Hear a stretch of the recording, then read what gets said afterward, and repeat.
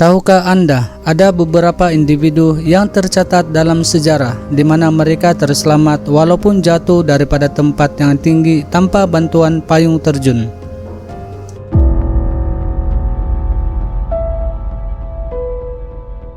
Beliau merupakan seorang pengacara yang terkenal dengan aktiviti ekstrimnya dan juga merupakan seorang anggota tentara.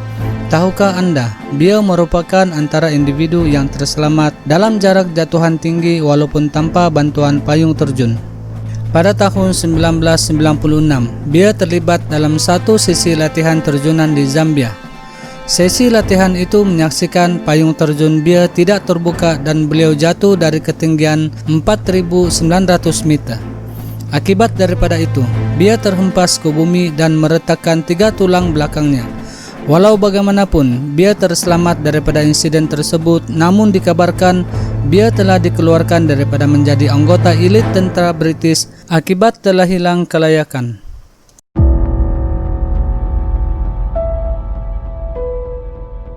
Nicholas juga merupakan seorang tentara dan bertugas sebagai penembak bersama skuadron RAF 11 pada tahun 1944, yaitu selepas berjaya menamatkan operasi pengoboman di Berlin. Pesawat yang dinaikinya telah ditembak menyebabkan pesawat tersebut mula terbakar. Malangnya, payung terjunnya juga turut terbakar dan memaksa dirinya untuk terjun dengan ketinggian hampir 6 km. Nasib menyebelahi Nicholas kerana terselamat dan hanya patah kaki disebabkan beliau jatuh di atas kawanan pokok pain muda yang menyerap impak kejatuhannya. Beliau diselamatkan oleh pasukan Gestapo Jerman. Setelah itu, Nicholas menjalani kehidupan seperti biasa dan meninggal pada 22 Jun 1987 ketika usianya 64 tahun.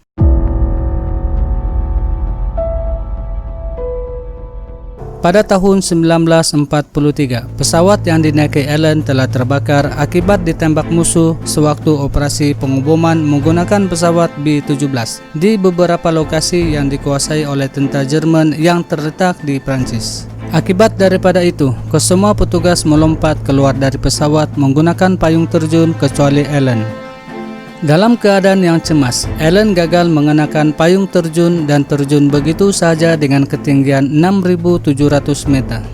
Allen bernasib baik kerana jatuh ke bumbung kaca sebuah stesen kereta api dan tersangkut salah satu bahagian wayar keluli pada bangunan tersebut dan mengalami kecederaan patah kaki kanan dan beberapa kecederaan lain. Tentera Jerman kemudian menyelamatkan Allen dengan menghantar beliau untuk mendapatkan rawatan.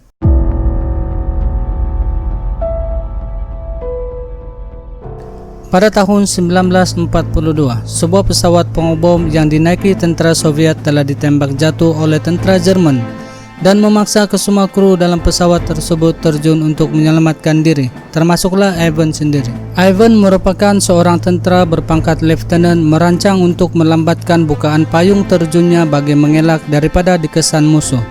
Malang bagi Ivan, akibat daripada tekanan udara, Ivan tidak sedarkan diri sewaktu di udara dan mengakibatkan beliau jatuh dari jarak 7.000 meter dari permukaan tanah. Walau bagaimanapun, Ivan terselamat dan ditemui masih hidup dengan kecederaan teruk pada bahagian tulang belakang dan pinggang. Selepas pulih dari kecederaan, Ivan telah ditukarkan ke jawatan jurulatih navigasi.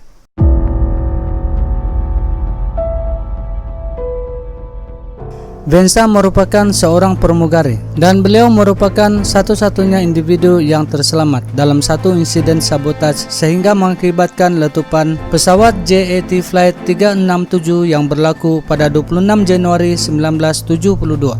Sebuah bom diletakkan secara tersembunyi dalam bagasi kemudian meletup dan mengakibatkan pesawat tersebut patah 3 serta mengorbankan kesemua anak kapal dan penumpang kecuali Venza. Venza telah jatuh dengan ketinggian 10.150 meter dan menyebabkan Venza patah tulang belakang, retak tempurung kepala, patah kedua-dua kakinya dan lumpuh bahagian pinggang ke bawah.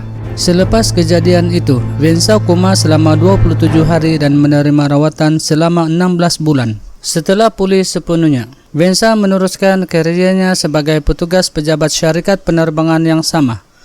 Apa yang menariknya, Venza sama sekali tidak takut untuk menaiki pesawat selepas kejadian ngeri itu.